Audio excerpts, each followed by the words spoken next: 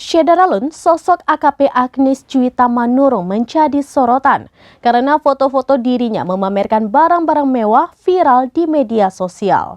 Berikut informasi selengkapnya untuk Anda. Dalam video yang diunggah akun TikTok @pejabatcurang, terlihat AKP Agnes Juwita Manurung menenteng tas-tas bermerek seperti Gucci dan Louis Vuitton. Ia juga tampak berfoto bersama sepeda road bike merek Specialized.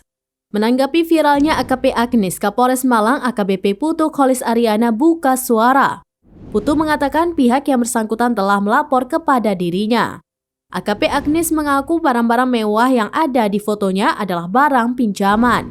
Menurut Putu, selama ini AKP Agnes tidak terlihat menonjol. Meski demikian, AKP Agnes mempunyai prestasi yang cukup bagus.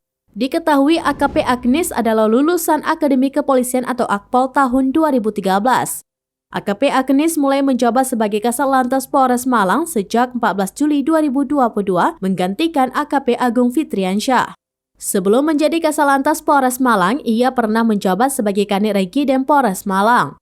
Diketahui AKP Agnes juga pernah menjabat sebagai Kapolsek Sedati Polres Sidoarjo pada November 2020. Buntut foto-fotonya pamer barang mewah viral di media sosial, AKP Agnes kini sedang diperiksa Propam Polda Jawa Timur. Berdasarkan penelusuran Tribunnews.com di situs elhkpn.kpk.go.id, AKP Agnes terakhir kali menyerahkan laporan harta kekayaan penyelenggara negara atau LHKPN pada tahun 2020 sebanyak 2 kali. Pertama, AKP Agnes melaporkan harta kekayaannya pada 9 November 2020 saat pertama kali menjabat sebagai Kapolsek Sedati. Pada LHKPN yang kedua, total kekayaan AKP Agnes bertambah sebanyak 124 juta rupiah. Dari angka tersebut, total kekayaan AKP Agnes pada Desember 2020 sebesar 304 juta rupiah.